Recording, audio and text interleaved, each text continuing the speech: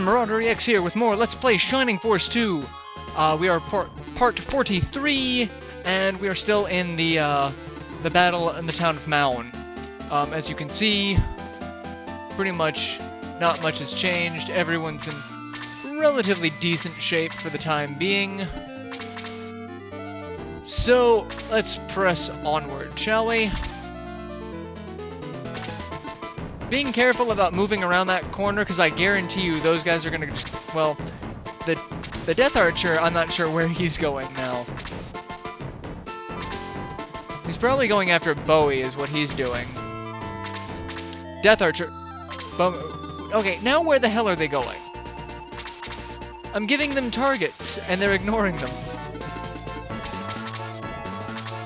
And, see, now he chooses to not ignore the target. Good job counterattacking, Peter. Oh, damn, Jaro. You need health. We're gonna leave you back over there, because I forgot you needed health. And now I think they're gonna make a beeline for Bowie. Except I'm gonna move Bowie up here. And they get nothing. Alright,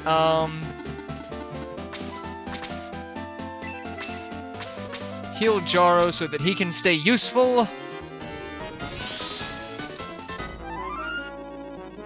So after what seems to be a fair bit of tinkering, I seem to have gotten my system back up and running the way I want it to be. So I'm happy about that. Just lots of tinkering and lots of not trusting what the actual inputs say. So, but all in all, it seems to be working well, because I'm still bringing you this wonderful Let's Play. Don't really have too much else to talk about other than this fight. So, I mean, I can tell you more fun stories. And Karna's 36, Jesus. She's just going to stay really high level at this point. So fun stories. I bring this up because, a completely, well, not completely unrelatedly, but for the most part unrelatedly, when I was first playing this game, I was big into, I love listening to a couple of Queen songs, and it always, we always had conversations while playing this game about Queen.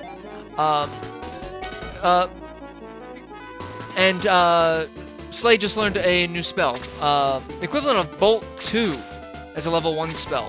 Very, very useful. Anyway. Back to Queen. That's a statement I don't say nearly enough in my... So the thing about Queen is their soundtrack, they basically provided the Highlander soundtrack. So we would watch Highlander and be like, ooh, talk about Queen, ooh, you talk about it and you learn a fair bit about it, that sort of thing.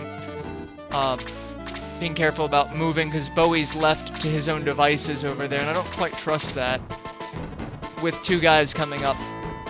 But two Queen songs that always kind of struck a chord with me were The Show Must Go On and Who Wants to Live Forever. Now, the reason why they struck a chord with me is because, for those of you who don't know anything about Queen, lead singer Freddie Mercury died a very painful AIDS-related death. And you can get into the how did he get AIDS back in the late 70s, early 80s, because at that point in time it was always referred to as the gay people's disease. It was only really transmitted through the homosexual community, but you know, there's a lot to it that you could discuss one way or another, but I'm not getting into that.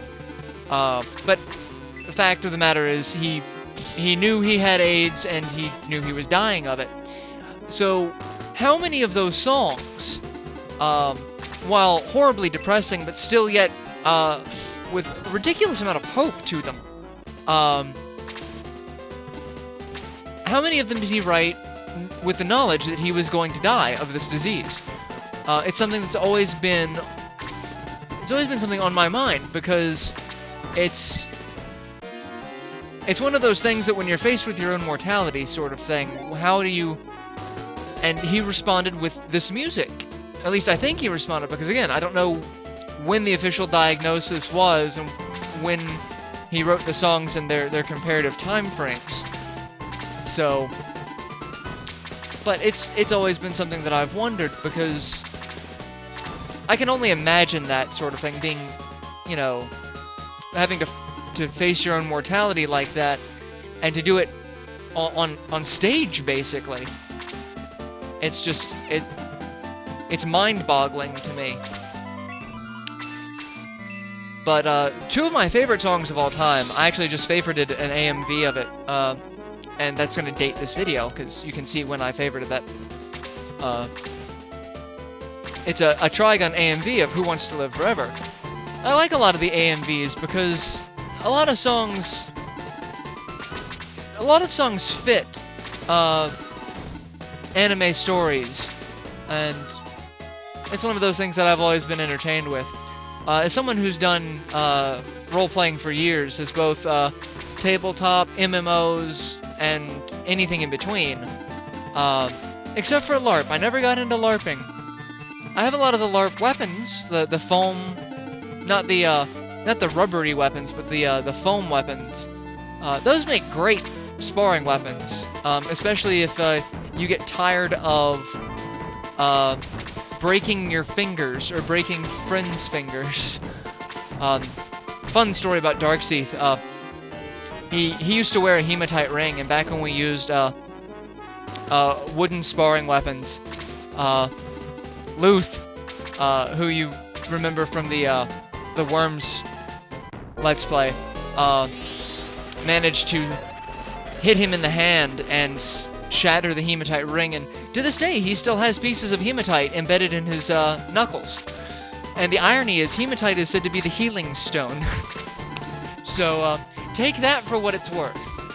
Alright, so the shaman is the boss, so we don't quite want to kill him yet, because I've still got people who are level 13. So yeah, we want to be... And then we've got those two guys coming up from behind us.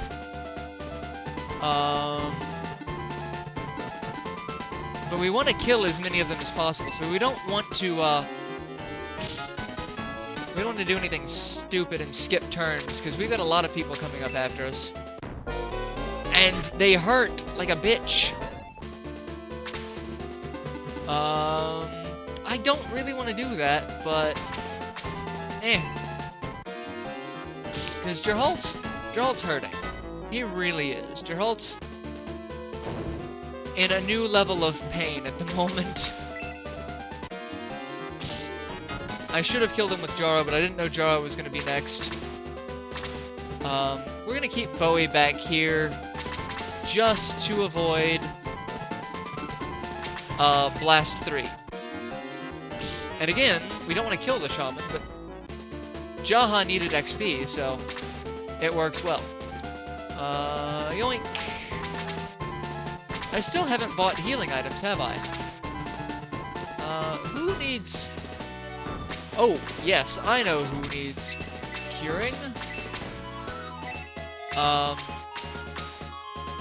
Slade, and this isn't going to be enough, but it'll heal him some, and it'll heal Gerhalt, so that I'm not as worried about both of them.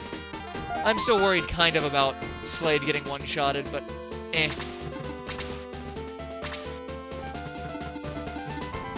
And honestly, Elric being out on the front line like that, not my smartest decision. But yeah, sparring weapons. I do a lot of sparring. I've been practicing with swords since before I can remember, honestly.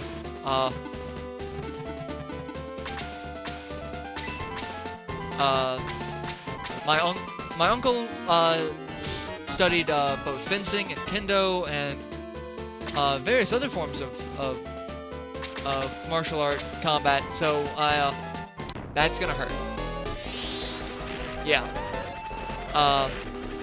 So, you know, and then I studied martial arts for years, so it just kind of came about with that as well. And then me and my friends spar as well. We don't do it nearly as much as we should. I'm very, very out of shape and out of practice. And that's something I need to fix, honestly.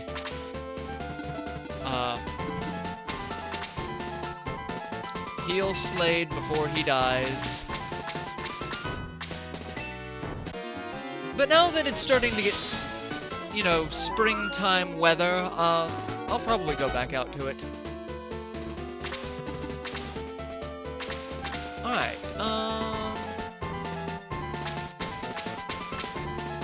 yeah, we'll do that. Why not? I didn't think it'd kill him, but XP is XP. I don't know where he's going, and I don't trust it. Alright, who still needs to level? Jaro, Elric, and Jaha, and Sarah. Alright, so at this point, yeah. Just deal with some of these guys, and then I'll kill them. Because it's like I've got time in this fight, so... Jaro's dead, so that's not going to work well for me. So he's going to be someone who stays 13 for a little while. Kill the Devil Soldier. That won't cause him to level, but... Oh no, it did. Awesome. Good job.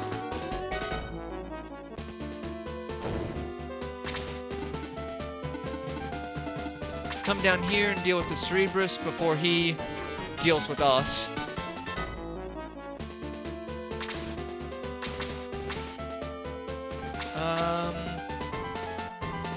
Yeah, we'll go for the Mudman. I should probably go ahead into this fight before it becomes an issue of losing too many more people. Oh, thankfully Chester dodged. Not gonna kill the Mudman. Because not like Chester needs the levels. Chester's doing fine as it is. Alright, I'll have Bowie come in and start dealing with the Shaman. I've got 2 people that I can kill with hopefully someone who can turn 14. Awesome!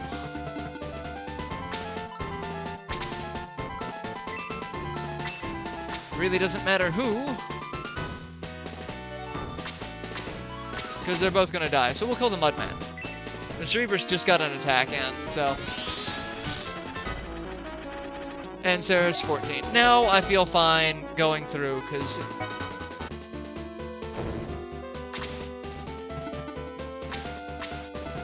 And... Aura again for good measure, just to make sure everyone gets a little bit of healing. Just because I'm paranoid like that.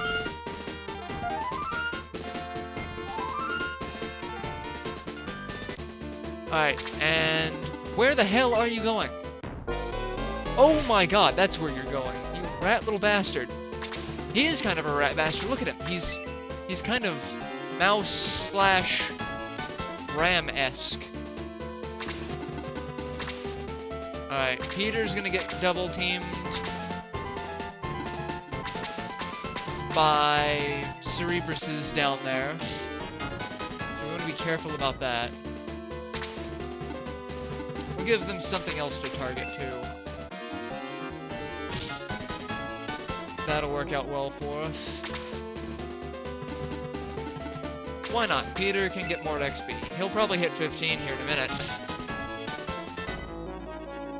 Not quite, but close. Alright, kill. Everything's just gonna die at this point, regardless of who's what level. I'll have Bowie kill the boss.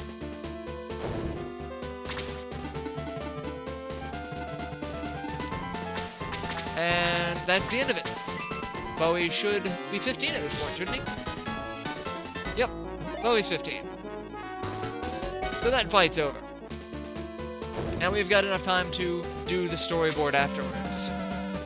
There may be survivors. How about go check under the moving rock? Do not touch my rock! I wasn't aware that it was yours.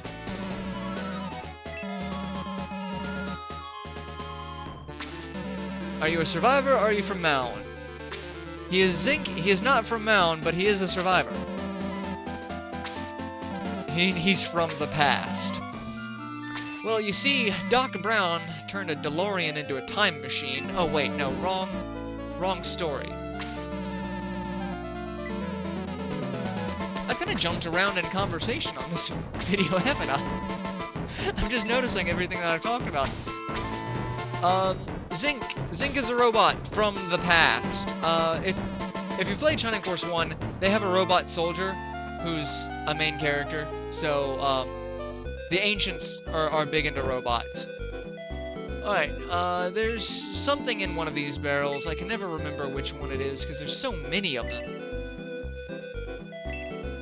So, I'm gonna have to check all of them. It's like a needle in a haystack. You've got 40 barrels. Which one has the treasure? Is it that one? Is it this one? Is it this one over here? Running pimento. Alright, so we've got a running pimento to give to one of our people with 5 movement. Alright, and next we go over here, and we move weirdly to another guy with a portrait. And this is Guyan, I believe. He's the leader of the, I guess, resistance, so to speak. He's the one who, hid the refugees under the city, basically. And now he's going off to go home, which is near the new Grand Seal, and he's been here so long that he didn't even know we were there. So we're going to Grand's Island to kill the devils. Yep, screw my family. I gotta go kill a devil. And really, we could just not do anything with him, honestly. He could go home, because, I mean, we're not gonna put him in the battle party. Alright, I think that's it as far as items. Just to make sure, I'll check all these. Okay, yeah, that's it. There's nothing else fun. We go over here, and we go up the stairs, and, well, I don't like to toot my own horn, but yes. Yes, let her paint your portrait. We go and stand over by the flowers.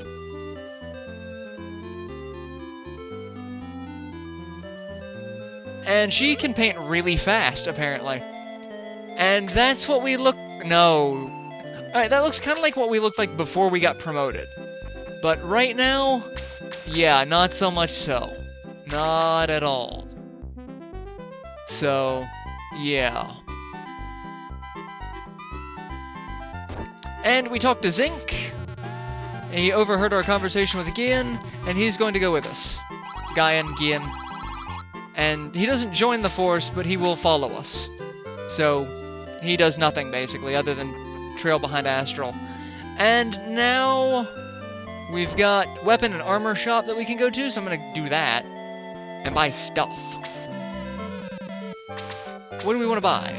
We're pretty much stocked up on weapons, except for I can get a Guardian Staff and I can get Iron Knuckles now. So we're gonna buy a Guardian Staff for Kazan after we sell one of those 2 Angel Wings. No, damn it.